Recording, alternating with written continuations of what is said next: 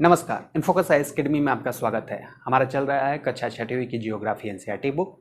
इसमें एक हमने नए अध्याय को प्रारंभ किया है जिसका नाम है पृथ्वी के प्रमुख परिमंडल।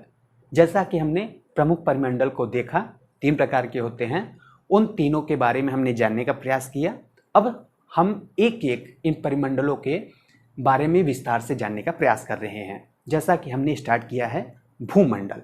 भूमंडल में हमने आपको बताया कि यह जो है इसमें 2 भाग हैं, एक स्थल और एक महासागर। तो स्थलों के बारे में हम जो है बहुत बड़े स्थल को क्या कहते हैं? महाद्वीप। अब महाद्वीपों के बारे में हम जानने का प्रयास कर रहे हैं। जैसा कि महाद्वीप के बारे में भी हमने देखा और इसमें से एक महाद्वीप को स्टार्ट किया जिसका नाम है एशिया महाद्वीप। एशिया महाद्वीप में हमने बताया कि एशिया महाद्वीप सबसे बड़ा महाद्वीप है। साथ में हमने बताया कि एशिया महाद्वीप जो है इससे कर्क रेखा होकर गुजरती है और यह महाद्वीप हमारे वर्ल्ड में स्थल मंडल पे यानी भूमंडल का 1/3 भाग है। हम इसमें देखे हैं कि इस पे से कर्क रेखा होकर गुजरती है और साथ में हम देखते हैं कि यूरोप और एशिया को अलग करने वाला पर्वत क्या कहलाता है? यूराल पर्वत। इनको जानने के बाद हम एक नए अध्याय को देखेंगे। नए अध्याय नहीं, इसी में हम महाद्वीप के एक नए महाद्वीप को देखने का प्रयास करते हैं जिसका नाम है यूरोप। यूरोप हम देखेंगे तो यूरोप कहता क्या है? एनसीईआरटी एशिया से बहुत छोटा है। यह यूरोप जो है एशिया से बहुत छोटा है। यह महाद्वीप एशिया के पश्चिम में स्थित है। हमारा ये जो महाद्वीप यूरोप है, यूरोप महाद्वीप एशिया महाद्वीप के पश्चिम में स्थित है और यहाँ से जो है आर्कटिक वृत्त होकर गुजरती है। जिस प्रकार से एशिया महाद्वीप पे हमने देखा था कि कर्क रेखा होकर गुजरता है, उसी प्रकार से आर्कटिक वृत्त यहाँ से होकर गुजरती है। आर्कटिक वृत्त हमने आपको बताया है। हमारे पास कितने वृत्त हैं? 5। तो हम देखते हैं ये जो हमारा लास्ट वाला ध्रुव के पास है उसे हम आर्कटिक वृत्त कहते हैं।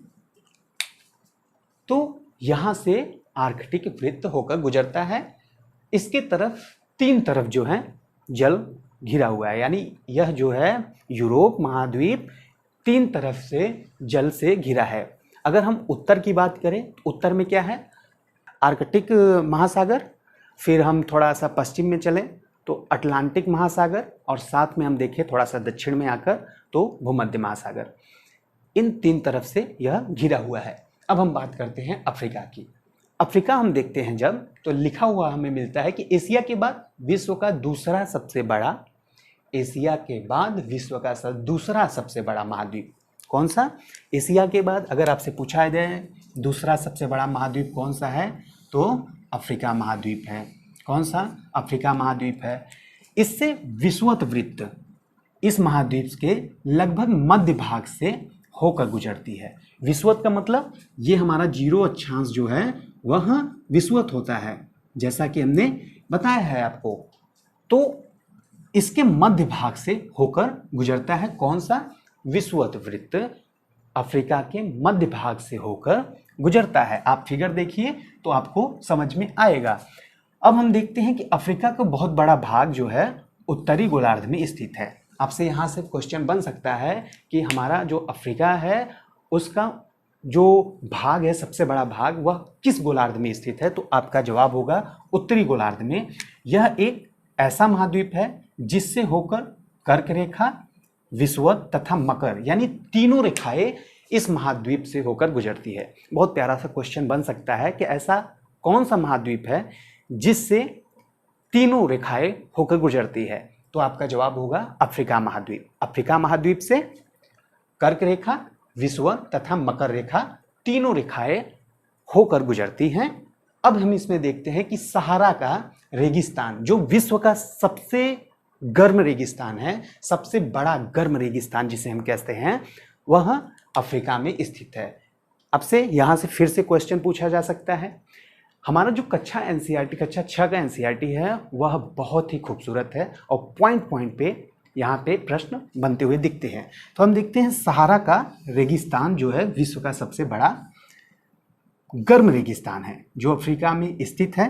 यह महाद्वीप चारों तरफ से समुद्र एवं महासागरों से घिरा हुआ है।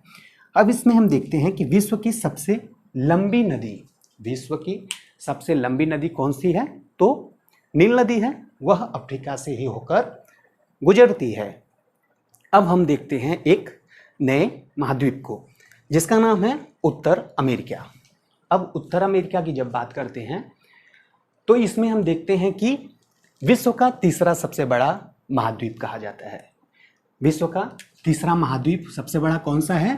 तो उत्तर अमेरिका।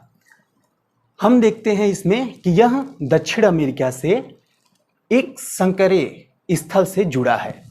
हम देखेंगे जब हमारा जो दक्षिण अमेरिका है और कुछ इस तरह से हमारा बना होता है, तो यहाँ से हमारा जो है यह जुड़ा हुआ है, जिसे हम पनामा स्थल संधि कहते हैं। पनामा स्थल संधि। स्थल संधि का मतलब दो ऐसे बड़े स्थल जो एक दूसरे को आपस में जोड़ते हैं, उन्हें हम स्थल संधि कहते हैं। तो यहाँ पे जो उत्तर अमेरिका तथा दक्षिण अमेरिका को जो जोड़ता है उसे हम पनामा स्थल संधि कहते हैं। यह महाद्वीप पूरी तरह से उत्तरी एवं पश्चिमी गोलार्ध में स्थित है। यह महाद्वीप जो है कहाँ पे स्थित है? उत्तरी तथा पश्चिमी गोलार्ध में स्थित है। यह महाद्वीप 3 महासागरों से घिरा हुआ है। जो हमारा उत्तरी अमेरिका है वह कितने महासागरों से घिरा हुआ है? 3 महासागरों से घिरा हुआ है। हम आपसे महासागरों के बारे में आगे विस्तार से चर्चा करेंगे जब हम जलमंडल की बात करेंगे। जहाँ हम देखते हैं दक्षिण अमेरिका, इसके बाद इसमें हम देखते हैं कि इसका अधिकांश भाग दक्षिणी गोलार्ध में स्थित है।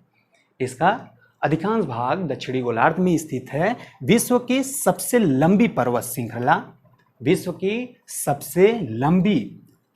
श्रृंखला जो है एंडीज पर्वत विश्व की सबसे लंबी पर्वत श्रृंखला है। इसमें हम देखते हैं कि इसके उत्तर से दक्षिण की ओर फैली है। हम देखें तो हमारा जो दक्षिण अमेरिका है इसके उत्तर से दक्षिण में, यानी यहाँ पे इस भाग पे हमारा एंडीज पर्वत पाया जाता है। तो कहता है कि एंडीज पर्वत जो है विश्व के सबसे लंबी पर्वत श्रृंखला है और साथ में यह दक्षिण अमेरिका के उत्तर से दक्षिण की ओर फैली हुई हमें दिखाई देती है। अब हम बात करते हैं इसमें कि दक्षिण अमेरिका में विश्व की सबसे बड़ी नदी अमेजन नदी बहती है। जैसे कि हमने बताया आपको कि हमारा अफ्रीका में सबसे लंबी नदी नील नदी तथा अगर सबसे बड़ी नदी पूछा जाए आपसे तो अमेजन नदी। कौन सी नदी? अमेजन नदी। ठीक, इन फैक्टों को आपको ध्यान में देना पड़ेगा। हम देखते हैं नया महाद्वीप जिसका नाम है ऑस्ट्रेलिया। ऑस्ट्रेलिया के बारे में भी थोड़ा बहुत जान लेते हैं। यह जो है विश्व का सबसे छोटा महाद्वीप आपसे पूछा जाए, आपका जवाब होगा ऑस्ट्रेलिया, जो कि दक्षिणी गोलार्ध में पूरी तरह से स्थित है। हमारा जो ऑस्ट्रेलिया महाद्वीप है वह पूरी तरह से दक्षिणी गोलार्ध में स्थित है। और हम देखते हैं कि यहाँ पे यह महासागरों और समुद्रों से इसे घिरे होने की हम वजह से और भी कुछ कारणों की वजह से इनमें हम कहते हैं द्वीपीय महाद्वीप। जब हम इसका विस्तार से देखेंगे तब हम आपको ऑस्ट्रेलिया के बारे में बहुत ही खूबसूरत पॉइंट दर्शाने का प्रयास करेंगे। अभी फ़िलहाल हम कक्षा 6वीं की बुक की दृष्टि से देखने का यहाँ पे प्रयास कर रहे हैं। अब हम बात करते हैं अंटार्कटिका महाद्वीप के बारे में। यह जो है सबसे बड़ा और बहुत बड़ा हम देखें अगर तो महाद्वीप है जो कि दक्षिणी गोलार्ध में स्थित है। यह कहाँ स्थित है? दक्षिणी गोलार्ध में। यह बहुत बड़ा महाद्वीप है जो कि दक्षिणी गोलार्ध में स्थित है। दक्षिणी ध्रुव इस महाद्वीप के मध्य में स्थित है।